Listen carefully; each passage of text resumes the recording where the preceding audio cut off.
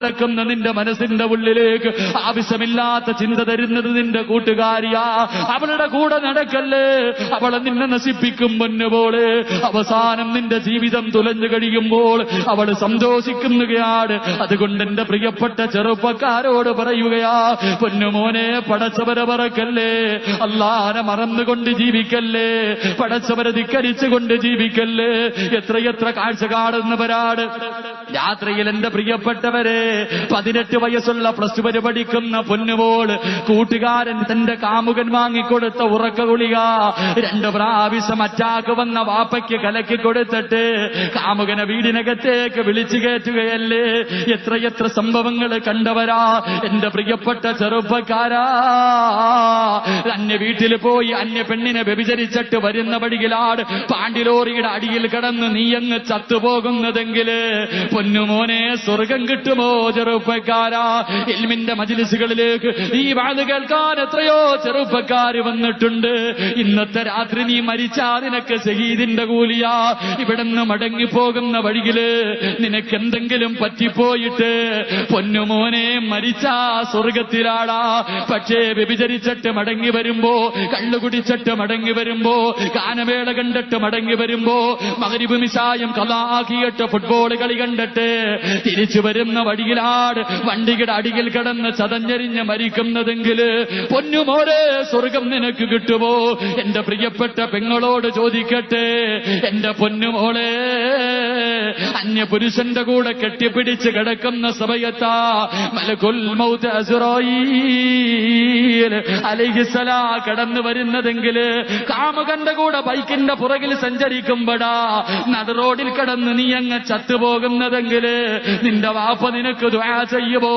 നിന്റെ ഉമ്മ നിനക്ക് ദുആ ചെയ്യുവോ? നിന്റെ കൂടപ്പുറപ്പ് ദുആ ചെയ്യുവോ? ആലോചിക്ക ചെറുപ്പക്കാരാ. കൊല്ലം ജില്ലയിൽ വയത് കടിഞ്ഞിട്ട് അവസാനം ഇറങ്ങുമ്പോ എന്റെ സ്റ്റേജിലേക്ക് ഒരു ചെറുപ്പക്കാർ 3 മുത്തഅല്ലിമീങ്ങളായ മക്കള് കടന്നു വരികയാ. 3 മുത്തഅല്ലിമീങ്ങളായ മക്കള് കടന്നു വരികയാ.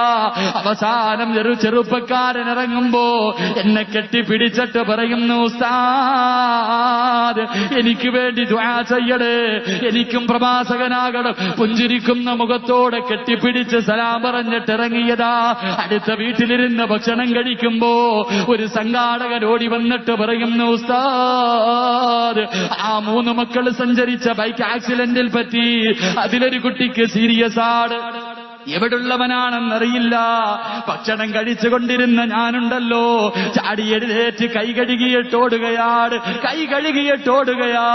എന്റെ പ്രിയപ്പെട്ട ചെറുപ്പക്കാരാ, പുഞ്ചിരിക്കുന്ന മുഖത്തോടെ സലാം പറഞ്ഞ് ദുആ ചെയ്യണേ എന്ന് കൈപിടിച്ച് കെട്ടിപ്പിടിച്ചിട്ട് പറഞ്ഞ ചെറുപ്പക്കാർ അതാ കൊല്ലം മെഡിസിറ്റിയിലേക്ക് കടന്നു ചെല്ലുമ്പോ ഐസിബിനകത്തേക്ക് കൊണ്ടോടുകയാ. ആ പൊന്നുമകന്റെ ശരീരം കൊണ്ടുപോവുകയാ. രാത്രി 3 മണി വരെ.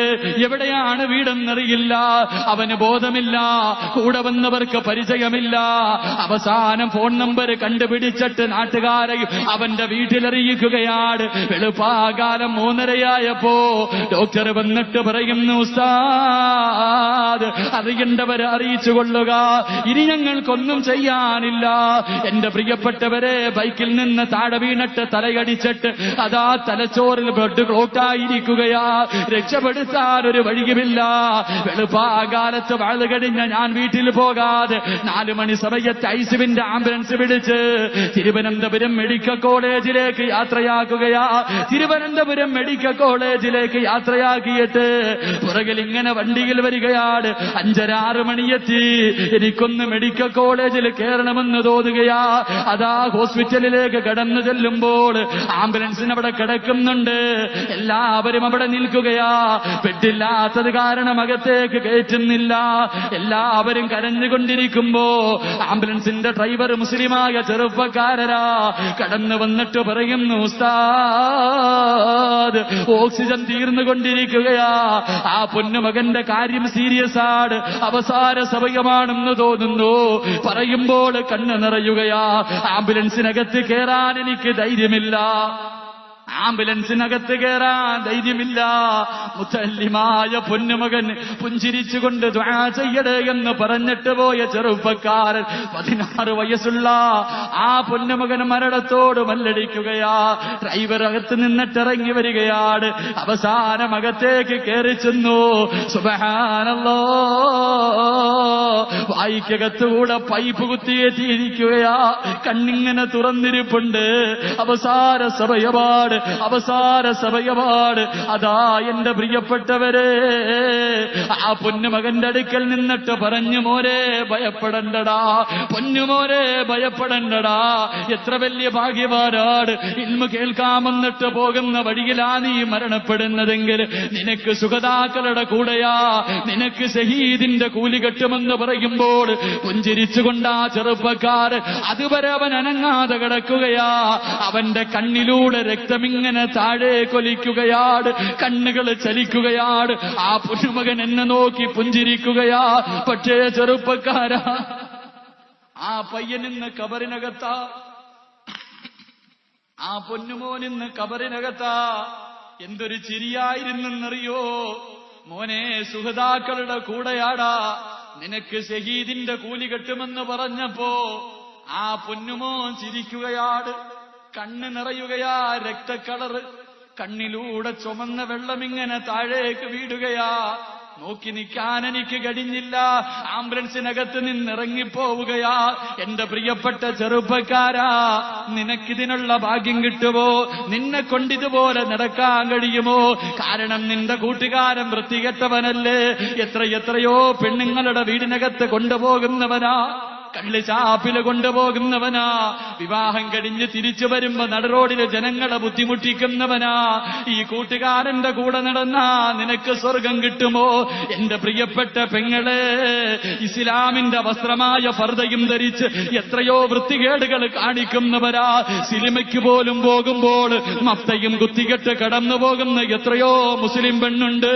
കാമുകന്റെ കൂടെ അമുസ്ലിമായ ചെറുപ്പക്കാരന്റെ കൂടെ ബൈക്കിന്റെ പുറകില് കെട്ടിപ്പിടിച്ച് നടക്കുന്ന എത്രയോ പെണ്ണുങ്ങള്.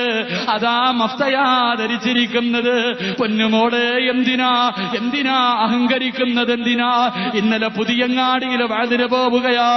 എന്നിട്ട് ഒരു ഭക്ഷണം കഴിച്ച വീടിനകത്തേക്ക് 9 വയസ്സുള്ള ഫാത്തിമയും ഐസയും എന്ന് പറയുന്ന 2 മക്കള്, 9 വയസ്സാട് വീടിനകത്ത് കിടക്കുകയാ. എന്റെ പ്രിയപ്പെട്ടവരെ, വീടിനകത്തേക്ക് കടന്നു ചെന്നപ്പോൾ 9 വയസ്സുള്ള ആമിനയെന്ന് ഫാത്തിമയെന്ന പൊന്നുമോളുണ്ടല്ലോ, 2 കുട്ടികൾ കിടക്കുകയാ. 9 വയസ്സുള്ള പെണ്ണിന്റെ കോലം എങ്ങനെയെന്നറിയുവോ? 9 വയസ്സുള്ള ഫാത്തിമ എന്ന പൊന്നുമോൾ, എന്റെ പ്രിയപ്പെട്ടവരെ, കൊക്കിന്റെയും കോഴിയുടെയും കാലിരിക്കുന്നത് പോലെ കോഴിയുടെ കാലിന്റെ അത്രയാണ് ഒരു കൈയുള്ളത്. രോഗം പിടിച്ചിട്ട് ചലിക്കാൻ പോലും കഴിയാതെ കിടപ്പിൽ കിടന്ന് മലമൂത്ര വിസർജനം നടത്തുകയാ. ഐഷ എന്ന പൊന്നുമോൾ 9 വയസ്സാ. ഉമ്മാന്റെ കരച്ചില് കണ്ടിട്ട് സഹിക്കുന്നില്ല, വാപ്പാന്റെ കരച്ചില് കണ്ടിട്ട് സഹിക്കുന്നില്ല. ഉസ്താദേ ദുആ ചെയ്യടേ, ഉസ്താദേ ദുആ ചെയ്യടേ. പൊന്നുമോളെ, അഹങ്കരിക്കല്ലേ, അല്ലാഹനെ മറക്കല്ലേ, ധിക്കാരിയെ പോലെ നടക്കല്ലേ. പടച്ചവൻ നിന്നെ വേദനിപ്പിക്കും പൊന്നുമോളെ, പടച്ചവൻ നിന്നെ കരയിപ്പിക്കും പൊന്നുമോളെ. എങ്ങനെയാ കരയിപ്പിക്കുന്നതെന്നറിയോ? നിന്റെ പൊന്നുമക്കൾക്ക് അല്ലാഹു മാരക രോഗം തരും പൊന്നുമോളെ. നിന്റെ ഭർത്താവിനെ പടച്ചവൻ പെട്ടെന്ന് മരിപ്പിച്ചിട്ട് നിന്നെ കണ്ണീര് കുടിപ്പിക്കും പെണ്ണേ. അതുകൊണ്ട്